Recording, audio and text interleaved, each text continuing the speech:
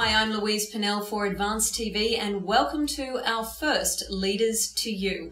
I'm joined by Andy Walshe, who is Director of High Performance for Red Bull, and Andy is one of the world's leading high performance specialists. You've got a stable of about 500 athletes throughout about 120 different sports, and that includes snowboarding right through to racing car, Formula One. So how difficult was it to create a management program that incorporated all those athletes?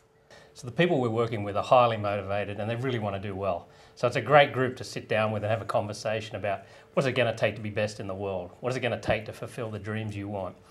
And then simply for us, it's about discriminating between the coaching and the technical part of the sport.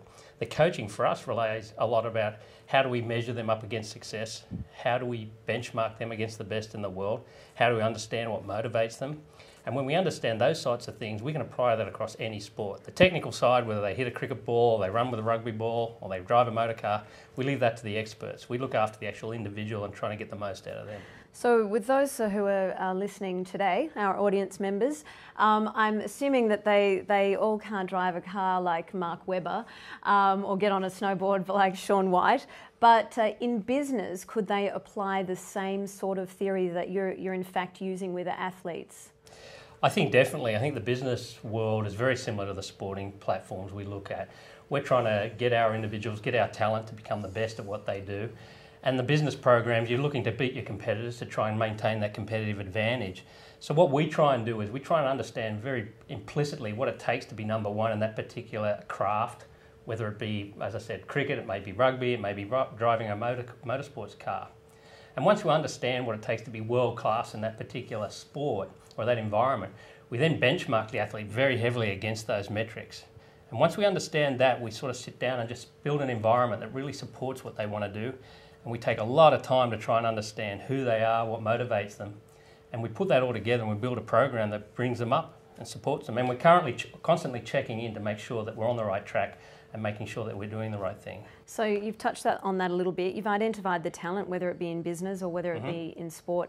So then what next? Where do you go from there? What incorporates the different parts of your program? Okay, so basically the program we set up is then put in place is designed specifically for every individual or designed specifically for a team to get them to a certain point in their career. And the interesting thing about sport is that there's always an end game. There's always a world championship, there's always a gold medal performance, there's always a particular skill you've got to perform at a very particular given time. And business typically is a lot more process driven. So what we try and encourage our athletes and people who we're advising in the business world to start thinking about the idea of setting up these big targets in your business, much like we'd approach a major event. Think about how you would build your athlete or how you build your program up to perform really at that time when it has to come, all has to come together. And we do that through practice, we do that through driving scenarios where the athletes and the people get the opportunity to test themselves against what they're trying to achieve. And by bringing that process together, we really try and build a program up to get the most out of them.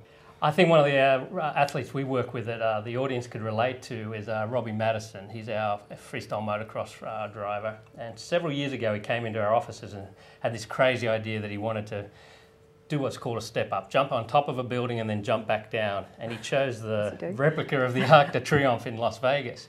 And he is an amazing guy with amazing talent and well-driven, you know, really knows what he wants to get done. But he still didn't know how to perform this particular achievement or act. And so what we had to do was sit down and really methodically lay out a plan to take that talent, understand what it was about, what he was trying to achieve and why he wanted to achieve it, and then put periodic systems of practice and training and progression in place.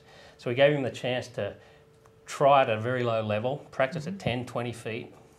Then he got used to that. And we got a chance for him to practice at 30, 40, 50 feet. Got used to that. And then finally we got him up to the point where he was hitting 100, 110 feet, which is the height he had to jump to. Yeah. And so through that whole idea, we were creating an environment that supported him, gave him the chance to push himself a little bit, find out where his limits were, then pull it back. And I think that applies to anybody, whether it's business, life or sport. You know, that pushing to see where you are and where your limits are and bringing it right to that edge lets you learn a lot about who you are and what it takes to take that next step. Thanks for watching Leaders2U. I'm Louise Pennell for Advanced TV.